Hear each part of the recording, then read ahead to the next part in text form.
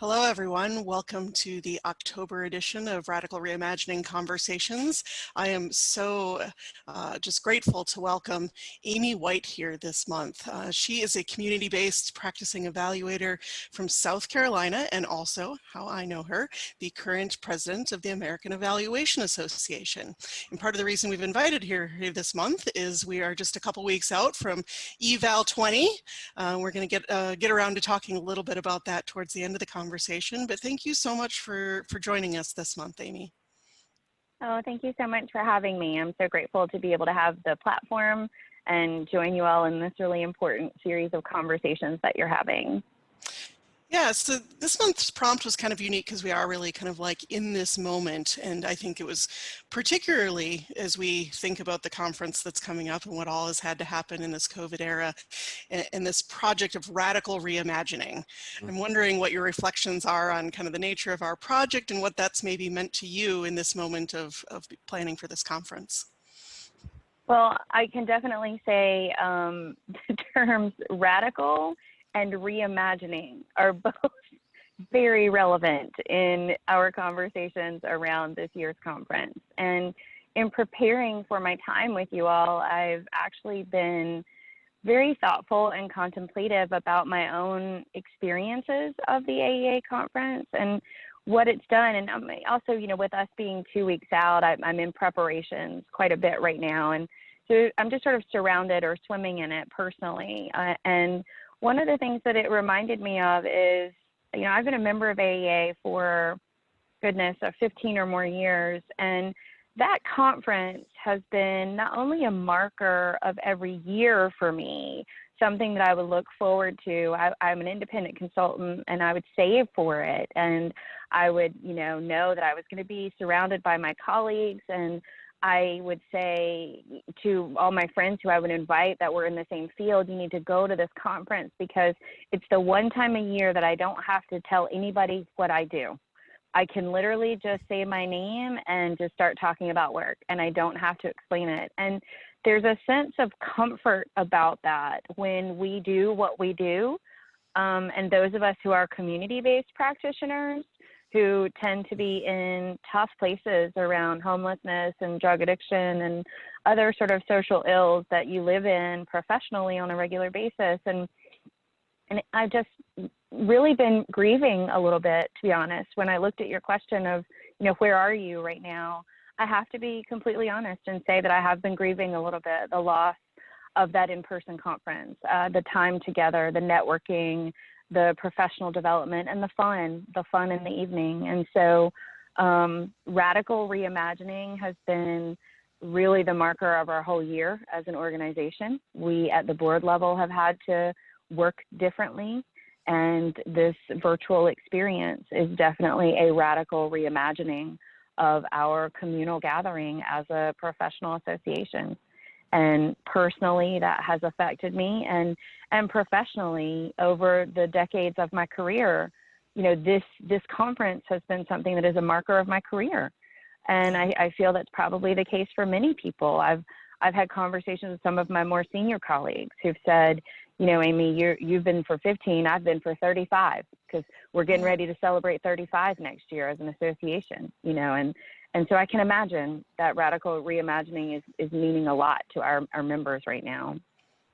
Thank you. I really appreciate your transparency around kind of processing that grief, because I think that's, again, what this project is about, is bringing that human element into this. And I think there's a little bit of a tendency, I see it in other places, of just focusing on just the positive, of like, we just have to forge ahead, and taking that moment to pause and acknowledge the grief that goes with that too, I think is great. So thank you for doing that. Yeah, no problem. I think it's necessary. I think it may come back on me, after the rush of this year and being president. If I didn't process it sort of properly while I was going through it, it might come back on me and be overwhelming in a way that would be uncomfortable. So I'd really rather be quiet and resolve and deal with it now, and go ahead and be honest about it, and let others know who are listening to us that it's okay. It's okay for us to, in our process of radical reimagining that we're being forced to do, it's okay to be human, like you said, Libby. It's okay to acknowledge feelings of loss or hurt maybe even a little disillusion, confusion. That's okay. That's okay to feel during these times. Yeah. So, Aimee, that's a really good segue. How are you? And you know, secondarily, I mean, it's a two-part question. It's a lot to unpack in some ways, but like, how are you and what do you notice about yourself in this moment? Yeah, so I'm okay. You know, I wouldn't say I'm flying high on rainbow wings right now. I'm not going to pretend that that's the case. Um, the marker of being the AEA president is the big show each year.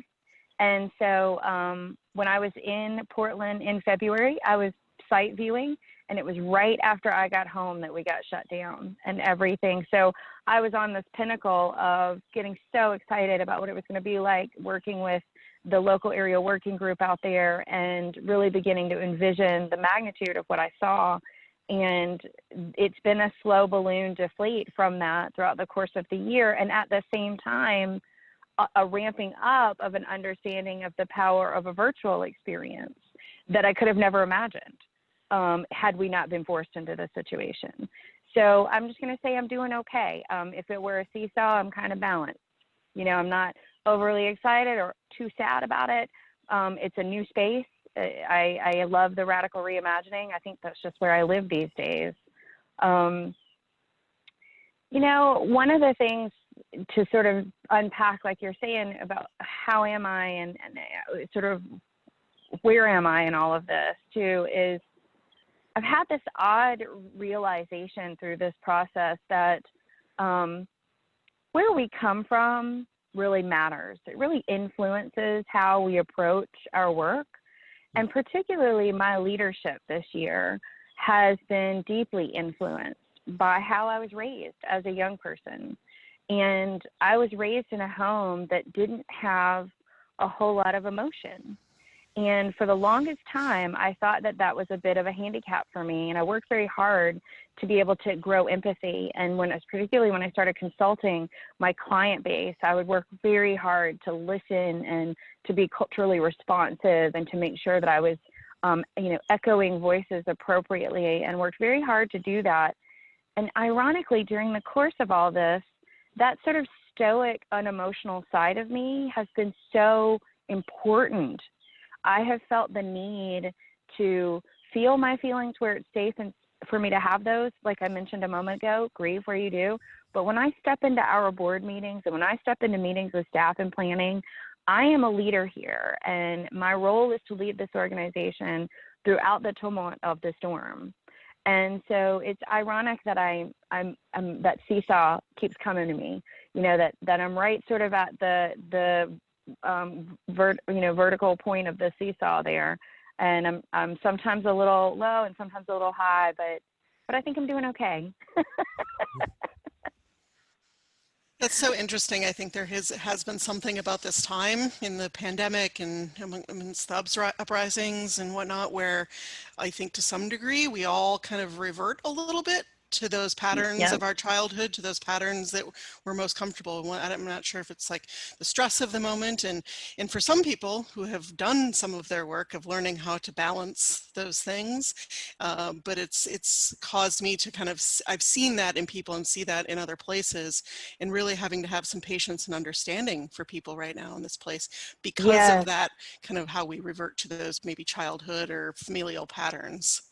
Yeah. Well, and thankfully I have throughout my lifetime had the opportunity to do the work. You know, I have had the privilege of working with therapists and counselors. I'm a huge fan of our counseling colleagues and believe that there's something everybody should have access to. It's one of the, you know, I fight for mental health equality for folks access to that, because I was able to do that work throughout my life here in a critical moment.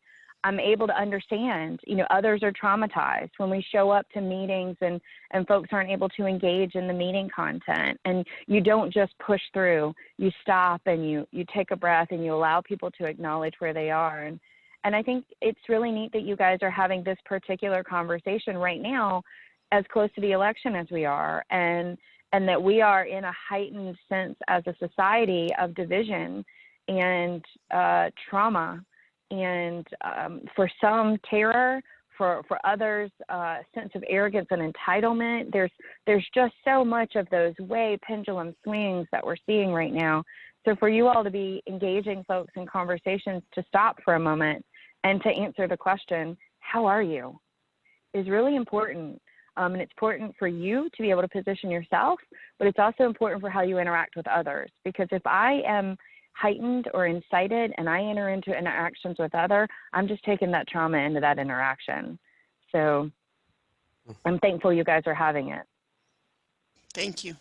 Yeah, thank you. I think just really appreciate your humanness and vulnerability there. I was prompted as just kind of mentally preparing for today's call to think back to Eval 19.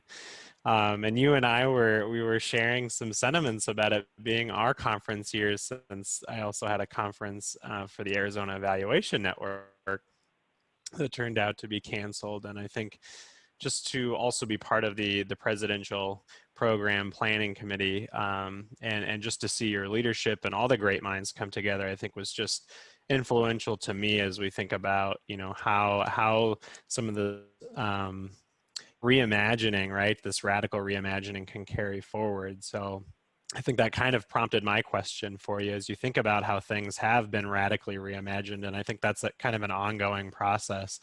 Is there something or several things that you hope are carried forward in future conferences that, you know, in this whole idea of we've reimagined what Eval 20 is?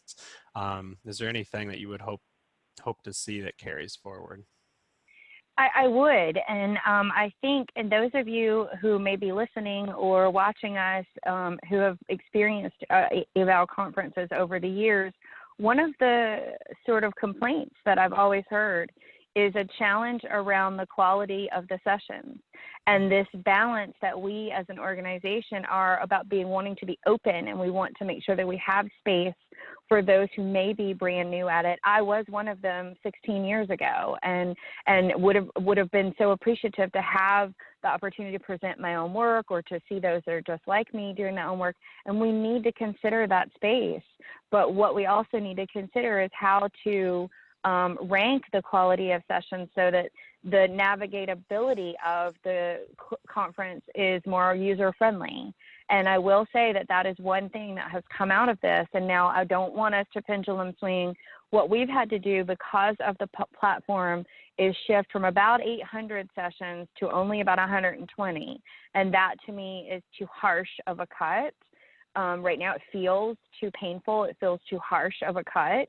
However, what I hope happens from that is we do come back to a space that's maybe not the full 800 being a part of the main. Maybe we learn how to partition off those that are younger, or, you know, those that are mid-career. Like, maybe we learn from how we had to do this in that harsh cutting process to be able to come back to a healthier space as an organization. So that's definitely one thing that I do hope we carry forward, is that parsing out of the higher quality and the sort of categorizing of the submissions so that people can navigate where they'd like to draw their own attendance path. I do hope that that stays. The other thing that I really hope stays, and Devin, you'll know this from having participated on the presidential program team this year, is the commitment to equity. We have had a heightened commitment this year, and truly because of COVID, because there was an immediate recognition of COVID hitting right around the time that our submissions were due to AEA normally. And so we as a team felt very committed to making sure that anyone who may have been affected by it could get access to this conference still, could be able to submit. So we put our heads together to try to find ways to make extensions, which we had those available. We found ways for those who got cut to still get letters of acknowledgement that they had been actually accepted in. So there's equity issues in the tenure and promotion realm that, because I'm an independent consultant and not in academia, it doesn't affect me, but my colleagues were able to inform me this really matters in people's tenure and promotion. And so there's all these issues around access and equity that I feel like we heightened our commitment to, that I definitely hope remains as well. And then, the only other one I'm really interested in us thinking about and engaging with moving forward is the use of technology. Equitable access to information is something that I've been dedicated to for most of my career. Worked on a global libraries project out of the Gates Foundation many years ago, which was about access to internet and technology all over the world, including like tents in Africa that we get, Wi-Fi to through satellite. And so I really hope that we continue to grow our understanding of how to use technology to get our professional community's content out to ourselves and to many, many, many others who may have never had access to this before. So one of the seesaw swings that I've gone through this year with the sadness of not being in person, but the thrill of potentially being virtual, is that it's now available all over the world and 24/7. So when you go to Eval 20 and register for this year's conference, which is the 27th through the 30th of this month, you can have access to that for 3 full months after. So you're no longer limited to 19 sessions in person. You can have all 120, all the keynotes, all of the extras for a full 3 months. And we're even talking about packaging different strands of them for people to purchase individually at some point after the conference. So I think there's a whole host of technology-based improvements that I really hope we hold on to too.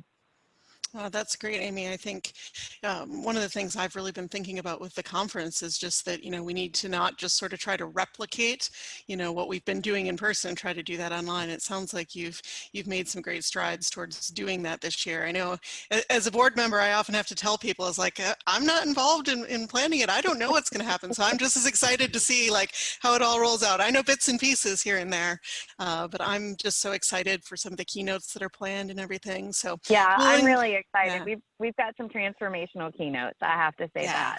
I think we've got some keynotes that are going to set some hearts on fire this year. So, and the theme, of course, being how will you shine your light? So, yeah.